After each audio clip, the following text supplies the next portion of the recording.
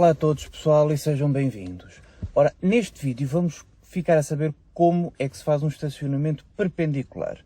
Para quem não esteja a ver ou não esteja a ter uma ideia que tipo de estacionamento é este, é só e somente aquele estacionamento que é utilizado em todo o santo centro comercial. Como exemplo, não há centro comercial nenhum que não tenha este estacionamento. Ou seja, ao contrário do outro em paralelo, em que os carros ficavam um atrás do outro, no perpendicular ficam um ao lado do outro. E perpendicular porquê?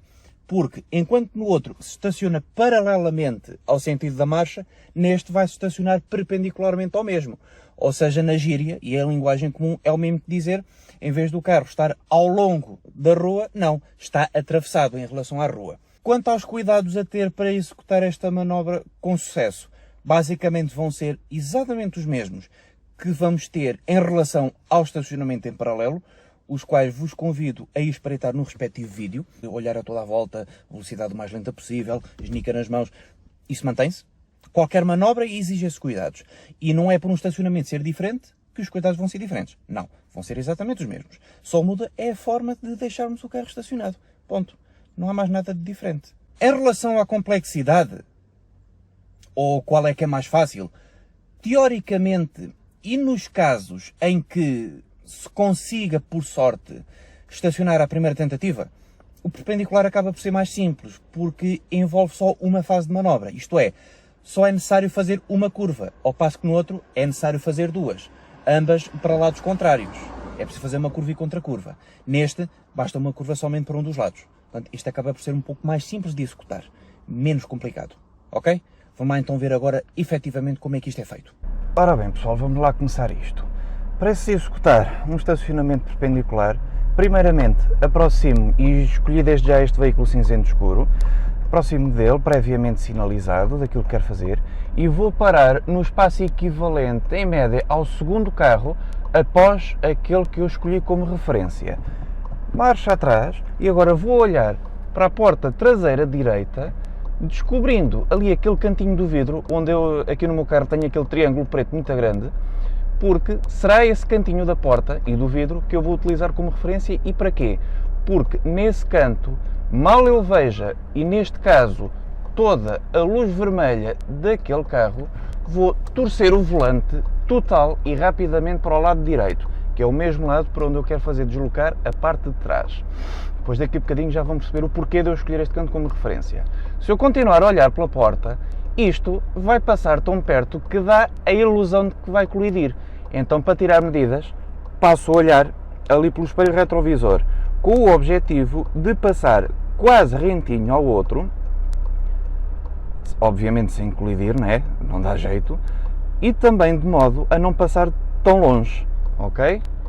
Neste caso, não me interessa muito acertar dentro das marcações, quero que percebam a técnica da manobra, e quando estiver paralelo com ele, desfaço as voltas, endireito as rodas, recuo mais um bocadinho e quando estiver estacionado, parou, ok?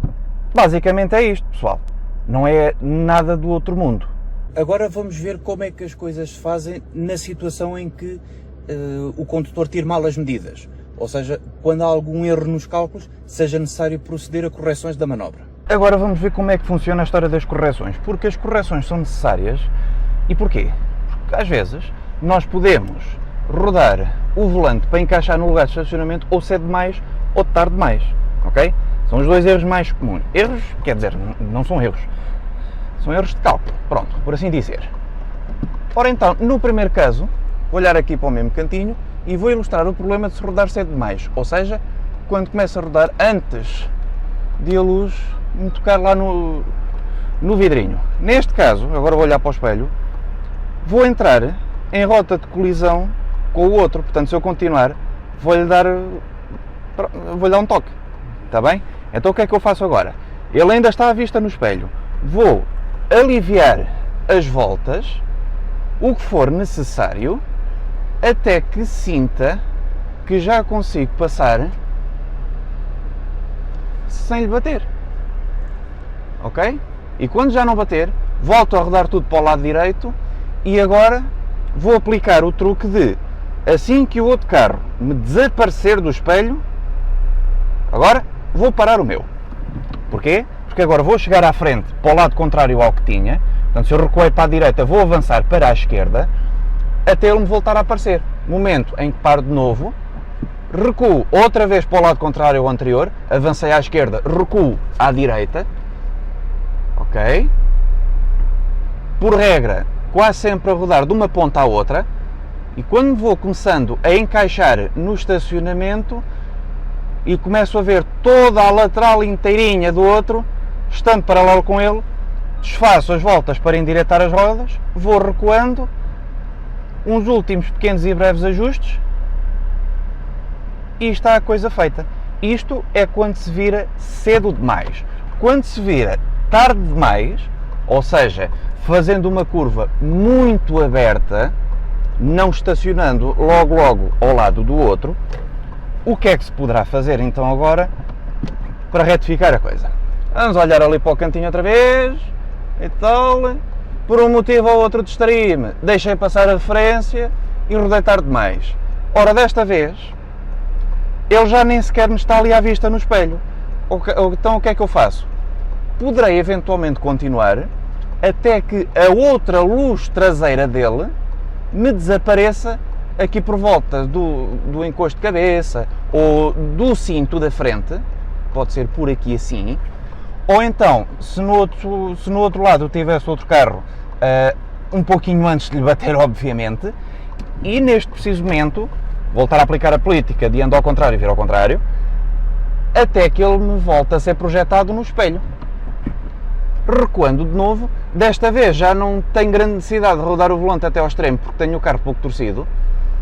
Pequenos e breves ajustes às mãos, olhando, estou à volta, estou paralelo com ele, endireito as rodas, subo o estacionamento, recuo mais um bocadinho e está feito. Perdoem-me os sensores. É isto, basicamente. Portanto, as correções, pessoal, não têm aliás, não têm nenhuma ciência, está bem? E o truque, pelo menos aquele do espelho, é sempre, quando o outro carro desaparece, comecem logo a chegar à frente, está bem? Esse truque é infalível, 99% infalível, quase nunca falha. Para não dizer mesmo que nunca falha, porque a condução nunca tem verdades absolutas. Para aqueles que se perguntaram o porquê de se utilizar o canto da porta de trás ou o canto do vidro da porta de trás e nos carros de 3 portas, mesmo o canto do vidro lateral traseiro, passa pelo seguinte, é que a partir desse canto, se traçarmos uma vertical, vai dar com o início da roda de trás. E sendo que os veículos de qualquer automóvel vira sobre as suas rodas de trás, não é sobre o meio, mas sobre as rodas de trás, então é com essa referência que nos vamos governar, está bem? Então, e aqueles carros em que o vidro de trás tem aquela divisóriazinha, em que o vidro não abre todo, só abre aqui uma pequena porção e tem aqui aquela borracha fininha? A política é a mesma. Em vez de se utilizar mesmo o canto quase no fim da porta, vai-se utilizar, supondo que estaria aqui, utilizar-se-ia, esse mesmo canto. Já vamos ver um exemplo mais prático. Por exemplo, este carro cinzento já tem a tal tirinha de borracha a dividir o vidro da porta de trás em 2, portanto, neste caso, em vez de se utilizar este canto, utilizar-se-ia este. Vamos lá traçar a tal vertical. Início da roda de trás de novo, ok? Ficou mais ou menos percebido o porquê? É por causa desta razão. E pronto, malta. Essencialmente, é assim que se estaciona em perpendicular. Como viram, conseguindo uma boa execução, acaba por ser mais fácil e mais simples do que o paralelo. Se as coisas não correrem da melhor forma, não há problema. Pode sempre fazer as correções que forem necessárias. Tal como o paralelo, num contexto de exame prático, não existe número limite de vezes para as correções que se fazem, para trás e para diante, ok? O que interessa, mais uma vez, tal como o outro, é cumprir o objetivo final, que é terminar à tal distância do outro carro que não seja muito curta, que não deixe abrir portas, nem demasiado afastada, que invada o lugar imediatamente ao lado. Tem de ser uma meia distância, uma distância mediazinha, está bem? E, portanto, é isso que interessa. Tal como o outro, não é necessário nenhuma execução perfeita, nem é preciso que a coisa corra bem à primeira tentativa. O que interessa é terminar bem. E a execução deve ser de maneira segura, com um perfeito e completo domínio sobre o veículo.